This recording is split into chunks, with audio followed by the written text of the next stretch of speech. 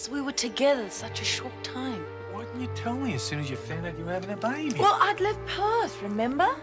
After your mother nagged you so much you called it off with me. It's just you. She's nagged everybody.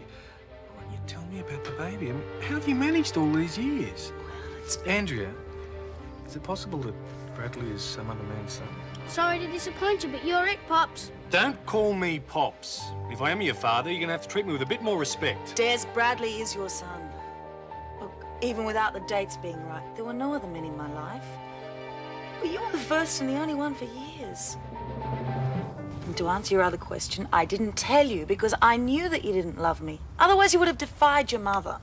But I could have helped you with some money. Oh, Des, you were young, you were ambitious. The last thing you needed was a wife that you didn't love and a baby you didn't want. So you kept it a secret from me on purpose?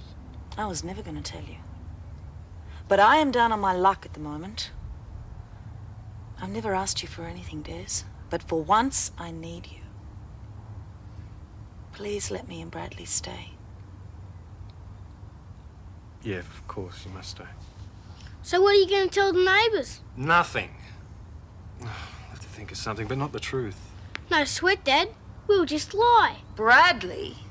Des is a bank manager, and we cannot afford to have a scandal. And if I'm going to be living here, I certainly don't want the neighbours thinking I've got an illegitimate son. What do you usually tell them? Well, I say I was married and divorced when Bradley was a baby. Okay, great. We'll stay with that. Is that clear, Bradley? How much pocket money is it worth? Bradley? Do you do much art at school, Bradley? None. I've been banned from the art room. Do you like sport? I like watching. Oh. What's your favourite subject then? Religious instruction. Religion, that's your favourite? The teacher's a nun from the convent across the road. She's really young, and if you stare at her, she freaks out. Am I doing something wrong? I mean, I'd like to get to know my son. I thought he'd be interested to get to know his father. How come these conversations get nowhere? You're doing really well. Bradley doesn't usually talk to anyone. He's really very shy. Aren't you, darling? Can I see what you've been drawing? Sure. What is it? Zoe and the Natty. Does anyone see my lipstick? I thought I left it. Oh, Des, how could you? It wasn't me, it was him. Anyway, I thought it was a texter. Can't you control your son? He's destroyed my magazine and now my lipstick. Bradley, say you're sorry. Sorry. Oh, no, you're not getting off that lightly. You can pay for everything you've destroyed, and somebody ought to smack him. How dare you speak to my son like that? We live here too, and you've got no right to throw your weight around. Hang on, Des. Zoe, I think it's a good idea to let Andrea deal with Bradley in her own way. Des! You heard him.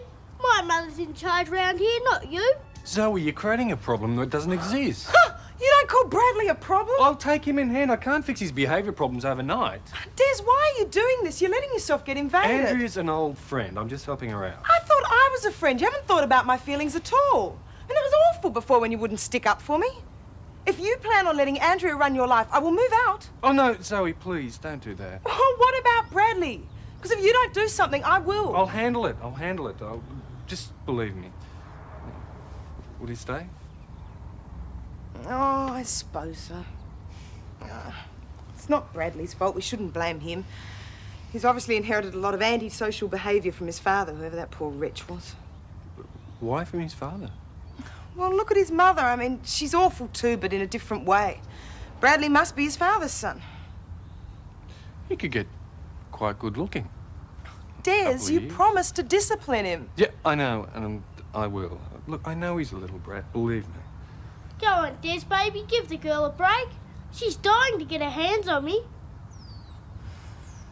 Are you okay? Did you see that guy next door hit me? You mean Mr. Ramsey hit you? Good.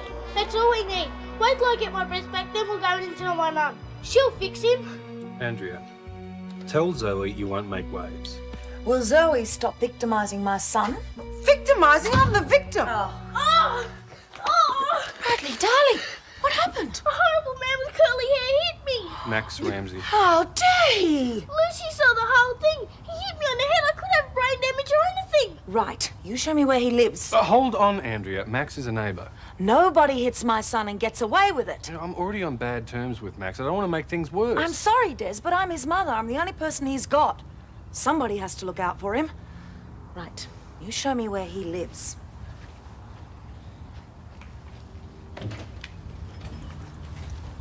Why couldn't it have been a friend instead of Max?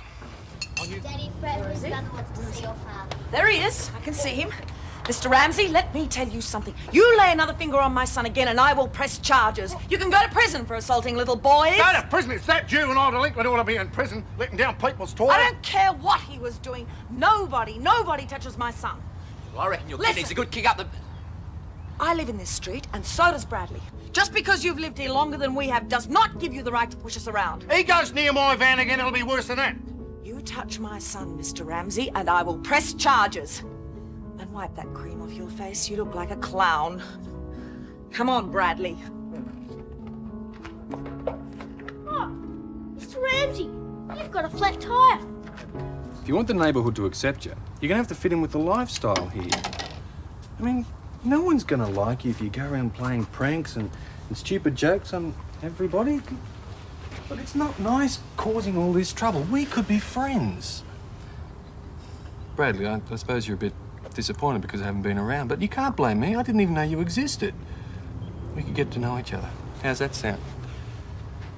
We could be best mates. Yes? Hello. I'm Andrea Townsend.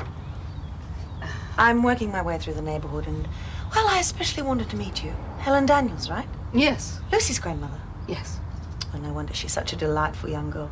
And a good influence on my Bradley. Well, I think all children profit from good friendships. Do you mind if I come in? It's terribly hot out there. In Perth, we have the Fremantle doctor to cool things down a bit. But it seems to make Bradley a little moody.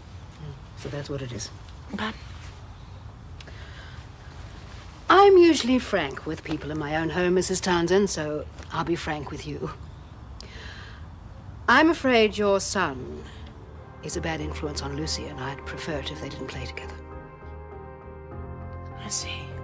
He may well have some redeeming qualities, but I think you should know that in one short day, he's managed to alienate practically the whole street.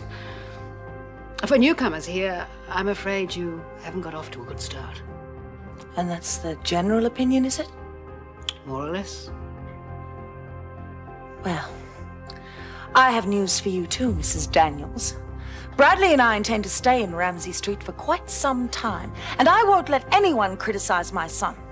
So I suggest that you keep your nose out of our business. Look here, Mrs. Townsend. Bradley or lump